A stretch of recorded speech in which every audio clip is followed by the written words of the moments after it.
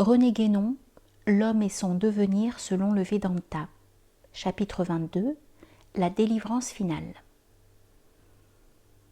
La délivrance, moksha ou mukti, c'est-à-dire cette libération définitive de l'être dont nous venons de parler en dernier lieu, et qui est le terme ultime auquel il tend, diffère absolument de tous les états par lesquels cet être a pu passer pour y parvenir, car elle est l'obtention de l'état suprême et inconditionné, tandis que tous les autres états, si élevés qu'ils soient, sont encore conditionnés, c'est-à-dire soumis à certaines limitations qui les définissent, qui les font être ce qu'ils sont, qui les constituent proprement en tant qu'état déterminé. Cela s'applique aux états supra-individuels aussi bien qu'aux états individuels, quoique leurs conditions soient autres, et le degré même de l'être pur, qui est au-delà de toute existence au sens propre du mot, c'est-à-dire de toute manifestation tant informelle que formelle, implique pourtant encore une détermination, qui, pour être primordiale et principielle, n'en est pas moins déjà une limitation. C'est par l'être, avec un grand E, que subsiste toute chose dans tous les modes de l'existence universelle. Et l'être subsiste par soi-même. Il détermine tous les états dont il est le principe, et il n'est déterminé que par soi-même. Mais se déterminer soi-même, c'est encore être déterminé, donc limité en quelque façon, de sorte que l'infinité ne peut être attribuée à l'être, qui ne doit aucunement être regardé comme le principe suprême. On peut voir par là l'insuffisance métaphysique des doctrines occidentales. Nous voulons dire de celles-mêmes dans lesquelles il y a pourtant une part de métaphysique vraie. S'arrêtant à l'être, avec un grand E, elles sont incomplètes, même théoriquement, et sans parler de la réalisation qu'elles n'envisagent en aucune façon. Et comme il arrive d'ordinaire en pareil cas, elles ont une fâcheuse tendance à nier ce qui les dépasse, et qui est précisément ce qui importe le plus au point de vue de la métaphysique pure. L'acquisition, ou pour mieux dire, la prise de possession d'états supérieurs, quels qu'ils soient, n'est donc qu'un résultat partiel, secondaire et contingent. Et bien que ce résultat puisse paraître immense quand on l'envisage par rapport à l'état individuel humain, et surtout par rapport à l'état corporel, le seul dont les hommes ordinaires aient la possession effective durant leur existence terrestre, il n'en est pas moins vrai que, en lui-même, il est rigoureusement nul au regard de l'état suprême, car le fini, tout en devenant indéfini par les extensions dont il est susceptible, c'est-à-dire par le développement de ses propres possibilités, demeure toujours nul vis-à-vis de l'infini. Un tel résultat ne vaut donc dans la réalité absolue qu'à titre de préparation à l'union, c'est-à-dire qu'il n'est encore qu'un moyen et non une fin. Le prendre pour une fin, c'est rester dans l'illusion, puisque tous les états dont il s'agit, jusqu'à l'être inclusivement, sont eux-mêmes illusoires dans le sens que nous avons défini dès le début. De plus, dans tout état où il subsiste quelques distinctions, c'est-à-dire dans tous les degrés de l'existence, y compris ceux qui n'appartiennent pas à l'ordre individuel, l'universalisation de l'être ne saurait être effective. Et même l'union à l'être universel, suivant le mode où elle s'accomplit dans la condition de prajna, ou dans l'état posthume qui correspond à cette condition, n'est pas l'union au plein sens de ce mot. Si elle l'était, le retour à un cycle de manifestation, même dans l'ordre informel, ne serait plus possible. Il est vrai que l'être est au-delà de toute distinction, l'être avec un grand E, puisque la première distinction est celle de l'essence et de la substance, ou de Purusha et de Prakriti. Et pourtant, Brahma, en tant qu'Ishvara ou l'être universel, est dit Savishesha, c'est-à-dire impliquant la distinction, car il en est le principe déterminant immédiat. Seul l'état inconditionné d'Atma, qui est au-delà de l'être avec un grand E, est Prapancha Upashama, sans aucune trace du développement de la manifestation. L'être est un, ou plutôt, il est l'unité métaphysique elle-même. Mais l'unité enferme en soi la multiplicité, puisqu'elle la produit par le seul déploiement de ses possibilités. Et c'est pourquoi, dans l'être même, on peut envisager une multiplicité d'aspects, qui en sont autant d'attributs ou de qualifications, quoique ces aspects n'y soient point distingués effectivement, si ce n'est en tant que tous que nous les concevons comme tels. Mais encore faut-il qu'ils y soient en quelque façon pour que nous puissions les y concevoir. On pourrait dire aussi que chaque aspect se distingue des autres sous un certain rapport, bien qu'aucun d'eux ne se distingue véritablement de l'être, et que tous soient l'être même.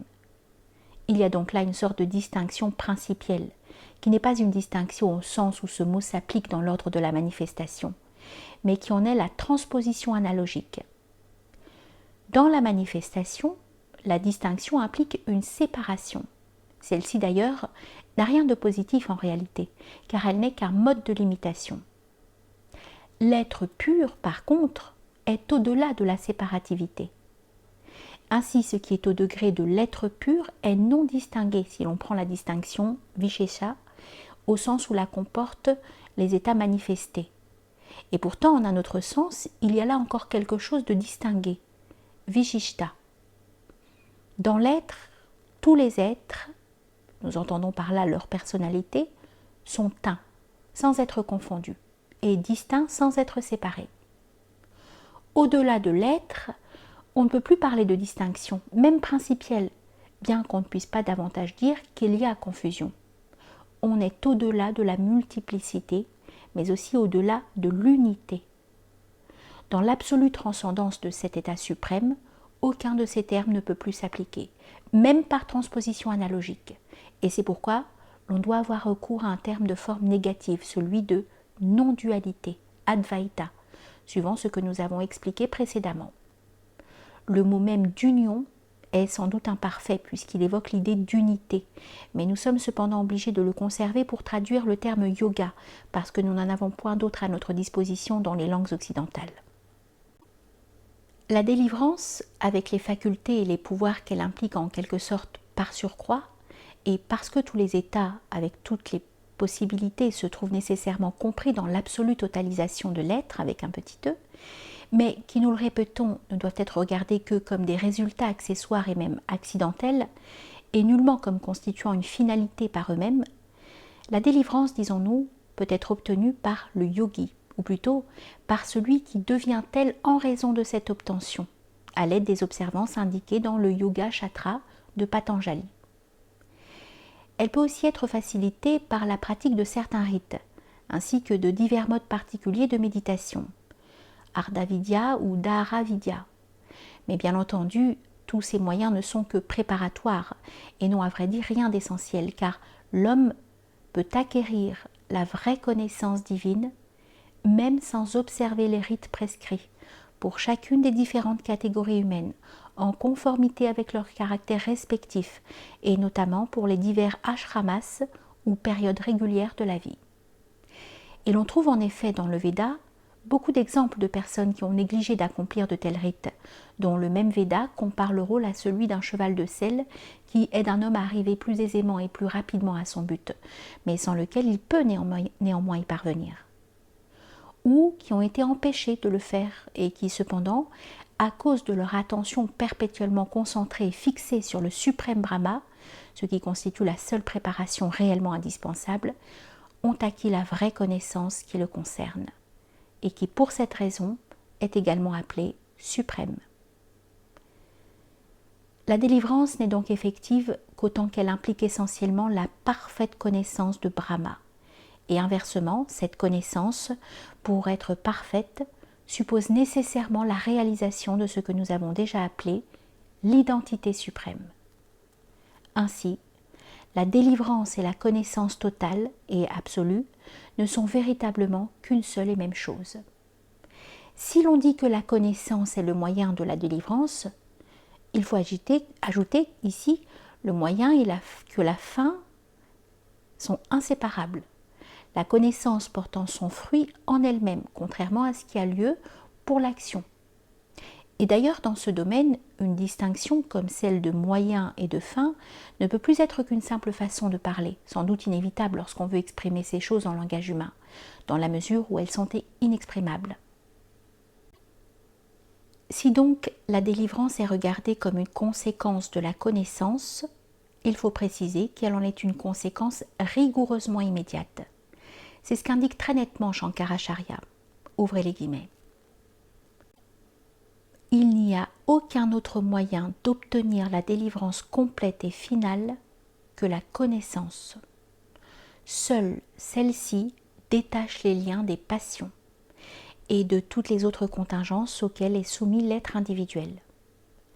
Sans la connaissance, la béatitude Ananda ne peut être obtenue. L'action, que ce mot soit d'ailleurs entendu dans son sens général ou appliqué spécialement à l'accomplissement des rites, n'étant pas opposée à l'ignorance, avidya, elle ne peut l'éloigner. Mais la connaissance dissipe l'ignorance, comme la lumière dissipe les ténèbres. Dès que l'ignorance qui naît des affections terrestres et d'autres liens analogues est éloignée, et qu'avec elle toute illusion a disparu, le soi, Atma, par sa propre splendeur, brille au loin, à travers tous les degrés d'existence, dans un état indivisé, pénétrant tout et illuminant la totalité de l'être, comme le soleil répand sa clarté lorsque le nuage est dispersé.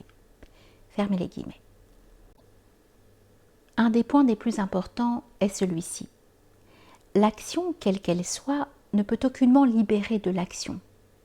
En d'autres termes, elle ne saurait porter de fruits qu'à l'intérieur de son propre domaine, qui est celui de l'individualité humaine.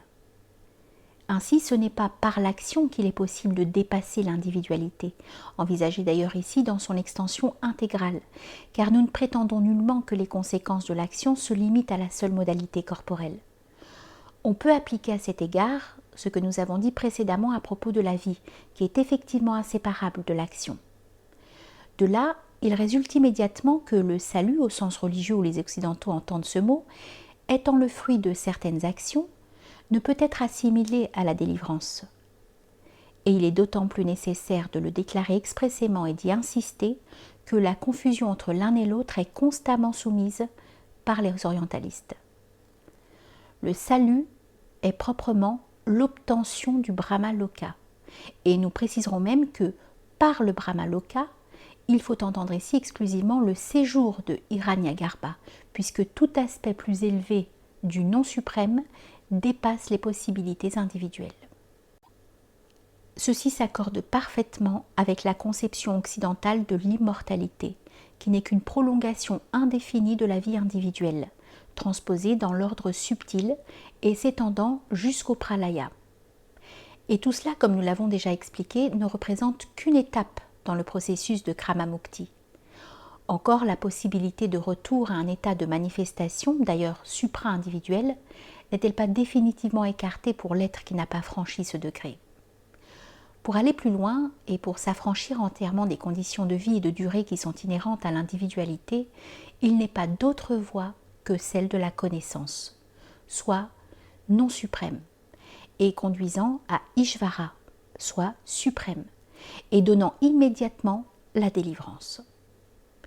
Dans ce dernier cas, il n'y a donc plus même à envisager, à la mort, un passage par divers états supérieurs, mais encore transitoires et conditionnés.